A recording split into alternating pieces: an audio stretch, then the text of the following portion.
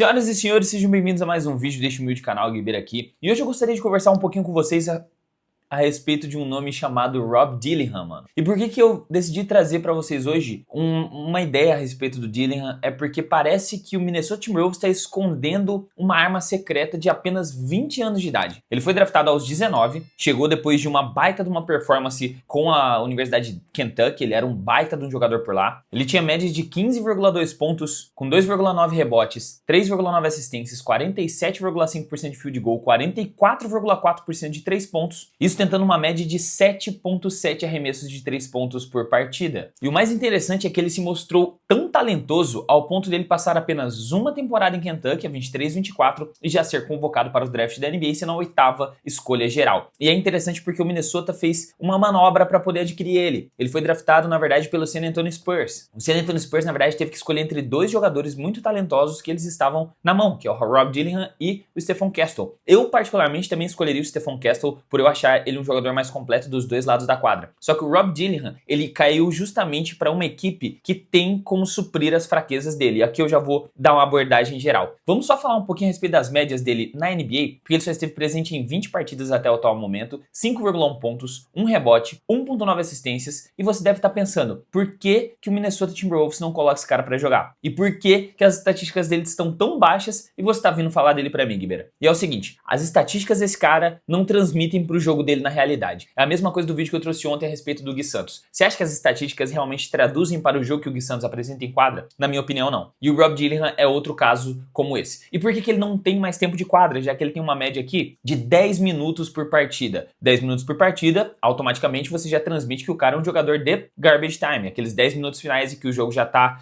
decidido, já pra vitória ou pra derrota, ou se não um jogo que dá pra descansar dois armadores, coloca ele pra testar alguns minutos ali, quando vê que dá errado já tira o cara. Então é essas oportunidades que ele está jogando nessa primeira temporada, assim como o Gui Santos também está lá no Golden State Warriors, já indo para sua segunda temporada. E o ponto é, por que ele não tem mais minutagem de quadra, já que eu vim aqui dar a minha opinião de que ele é um cara muito talentoso, um armador absurdo? Por causa dos dois jogadores que estão em quadra pelo Minnesota Timberwolves, revezando quem é o titular, quem é o reserva, que é o nosso mano Donte DiVincenzo, que tá vindo mais da segunda unidade ultimamente, e ele, Mike Conley, o armador experiente, que foi um dos motivos que ajudaram o time a chegar até uma final de conferência na temporada passada. Mas ao mesmo tempo que é uma parada um pouco ruim ele estar no Minnesota Timberwolves sem ganhar minutagem de quadra nessa primeira temporada, é muito bom porque ele tá num excelente ambiente para que ele se torne o melhor jogador possível. E eu já vou dissertar isso com vocês. Porque o Mike Conley, por exemplo, é um veteranaço, mais de 1000 partidas disputadas na NBA, jogou 41 partidas todas, né, pelo Minnesota Timberwolves essa temporada como titular, 8,1 pontos de média, 2,6 rebotes, 4,5 assistências, com 39,2% de 3 pontos. O Mike Conley, ele caiu praticamente todas as estatísticas dele, tirando por roubos de bola que ele tá melhor do que na temporada passada até o momento. Até mesmo o aproveitamento para 3 pontos dele tá menor. Então, o Mike Conley, aos 37 anos de idade, começou a ter o seu downfall, né? Começou a ter a sua queda na produtividade, porque os anos começam a cobrar. Mas não que ele não seja ainda um bom armador. Ele é um bom armador e ele é melhor que o Rob Dillingham, inclusive, na questão defensiva. Esse 1,3 roubos de bola por partida não deixa mentir. E ele é um armador clássico, aquele armador que passa a bola primeiro e pontua depois, mas se você passar a bola na mão dele, ele é uma arma confiável, principalmente para 3 pontos. Ele é muito consistente. Por conta dessa queda do Mike Conley, a partir de agora eu prevejo que o Rob Dillingham vai começar a ganhar um pouco mais de minutagem, que é o que aconteceu nos últimos jogos. Mas deixa eu falar um pouquinho sobre o Donte DiVincenzo antes. O DiVincenzo, após ter uma temporada, a melhor temporada com toda certeza da carreira dele, 15,5 pontos com o New York Knicks, sendo titular em 63 jogos, arremessando quase 9 tentativas por jogo, com mais de 40% de aproveitamento, foi a temporada que colocou o nome dele de volta nos holofotes, coisa que ele não estava conseguindo achar o espaço dele lá no Golden State Warriors. O Knicks transformou ele de um jogador sexto homem, de segunda unidade, de baixa minutagem, em uma arma ativa e um baita de um jogador, como shooting guard, como segundo armador, como um combo guard, como um bom defensor. E com essas estatísticas foi o que conseguiu unir a troca para trazer o Karl Anthony Towns para o New York Knicks. Infelizmente, porque eu não queria que o Donte DiVincenzo tivesse saído. E o ponto é, o Donte DiVincenzo que chegou no Minnesota Timberwolves não é o mesmo Donte DiVincenzo que estava no New York Knicks. Basicamente, caiu de 15 pontos para 11, caiu de 42% para 36,9%, caiu em quantidade de rebotes, caiu em quantidade de assistências. No contexto geral, o nosso mano Donte DiVincenzo não é o mesmo depois que ele chegou em Minnesota. E mesmo assim, mesmo tendo dois jogadores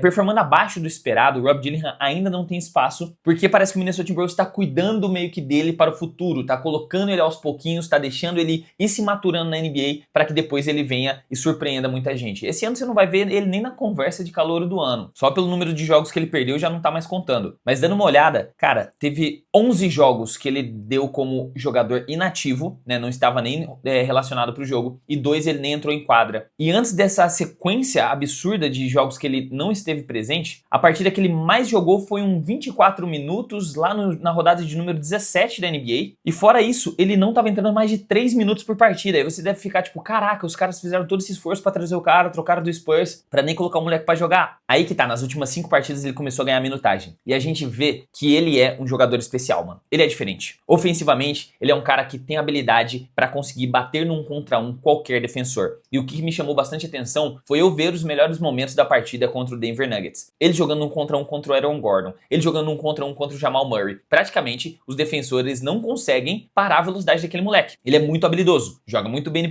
no pick and roll, passa muito bem a bola e também não tem medo de tentar. Ele é aquele cara abusado, sabe? Aquele que sempre que ele tiver uma chance de finalizar, de arremessar, de tentar de novo, se ele pegar o próprio rebote depois de um airball, ele vai tentar arremessar de novo e vai converter a bola. É interessante que ele tem 48,3% de field goal e 48,6% de aproveitamento para 3. Então, a questão de finalização, pontuação, ele é muito talentoso pontuando. Ele consegue orquestrar um ataque bem, ele consegue espaçar a quadra, ele consegue manipular a defesa para criar brechas ofensivas. O grande defeito do Rob Dillingham é a parte defensiva. Só que esse é um ponto interessante dele estar no Minnesota Timberwolves, que é um dos melhores times defensivos da liga quando está todo mundo em plena saúde, todo mundo alinhado, principalmente quando não está o Julius Randle em quadra. Então que no médio prazo, digamos assim, eles vão conseguir esconder esse leque defensivo que é o Rob Dillingham. Ainda mais que eu não prevejo que o Mike Conley vai passar mais 2 temporadas aí na NBA. Então se o Rob Dillingham tiver paciência de amadurecer esse período dele no Minnesota Timberwolves, ele pode se tornar um grande jogador para contribuir para quem sabe um futuro título dessa franquia. Já que uma estatística interessante é que a dupla Anthony Edwards e Rob Dillingham, por mais que seja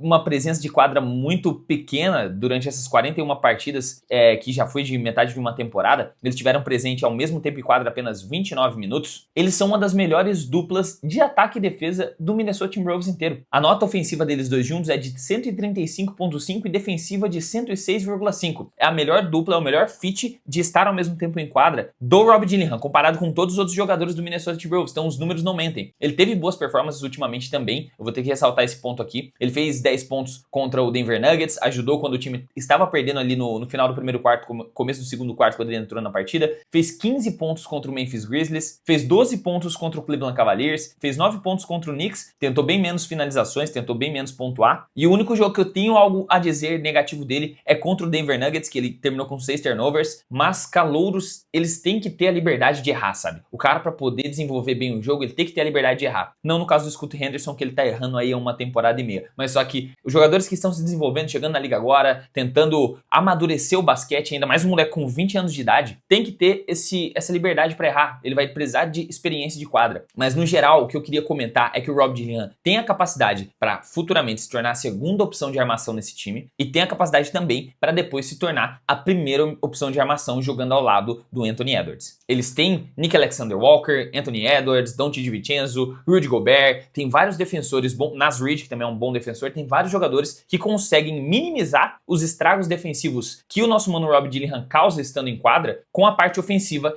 que ele pode se tornar um juggernaut ofensivo desse time. É só você ver pelo talento dele, a confiança que ele tem. Eu vejo um pouco ali cara, como uma comparação justa, Trae Young. Eu vejo um Trae Young no Rob Dillingham, só que num ambiente onde ele não tem tanto espaço pra jogar como ele gostaria de jogar. Sabe, aquele cara mais baixo, mais esguio, não tem muitos talentos defensivos, não contribui muito, a defesa tem que ter um esforço maior quando ele tá em quadra, mas que ofensivamente ele consegue meio que compensar essa falta de defesa, altura e força com a parte ofensiva, que ele é muito talentoso. Pontua muito bem pra 3, consegue armar um jogo com muito talento, ele é um cara com muita habilidade de passe, muita habilidade habilidade de drible, muita habilidade de finalização, mesmo tendo pouca estatura, ele consegue achar o seu espaço. Então, mano, eu gosto muito do Rob Dillingham. Eu até vi um comentário do JPlays que pra mim é o que descreve ele perfeitamente. É aquele armadorzinho 6'1", 6'2", que você faz no 2K, sabe? Aquele cara de 1,90m, 1,92m que você faz no 2K, que você coloca só atributos ofensivos, não coloca atributo defensivo, e aí quando é o primeiro dia de parque, né, o primeiro dia de 2K, quando é lançado o jogo, você upa o seu boneco com os VC que você tem e já vai pro parque bater em Lego. É isso que é o basquete do Rob Dillingham, sabe? É muito interessante essa analogia e eu achei genial. Mas eu acho que ele tem um futuro muito promissor na NBA. Eu só vejo como uma arma secreta que o Minnesota tá escondendo pra no futuro transformar ele no armador principal da franquia. Muito talentoso, muito jovem, muito confiante, num ambiente bom que tem um time com características defensivas, um bom técnico e uma cultura assim que tá se modificando, né? Depois da temporada passada, que foi a temporada mais vitoriosa desse time em 20 temporadas, ele pode fazer parte dessa nova era, ainda mais sendo calouro, com um contrato baixo, né? Não vai ocupar muito espaço na folha salarial. É um baita nome pro Minnesota Timberwolves. Agora, na minha cabeça, faz total sentido eles terem o Rob Dillingham como uma segurança pra armação futuramente da franquia. Eu quero saber agora de você, se você for torcedor do Minnesota, se você é fã do Rob Dillingham, se acompanha o Minnesota Timberwolves, acompanha o Lobão da Colina, fala aqui pra mim o que você está achando do seu time nessa temporada. Eu sei que o aproveitamento em vitórias e derrotas não tá o dos melhores, só que eu acho que ainda dá pra reverter isso até o final da temporada. A temporada é muito longa da NBA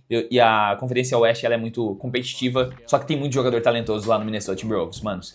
Enfim, deixa sua opinião aqui embaixo. Se você ficou até aqui e gostou do conteúdo, considere se inscrever no canal, deixar aquele sininho ativo, um likezão, já vai estar ajudando muito o meu trabalho. Se quiser ajudar mais diretamente, tem a família dos membros, essa rapaziada linda aqui ao meu lado, que ajudam a manter esse projeto de pé. Agora eu vou ficando por aqui, eu te vejo no próximo vídeo, até a próxima e falou!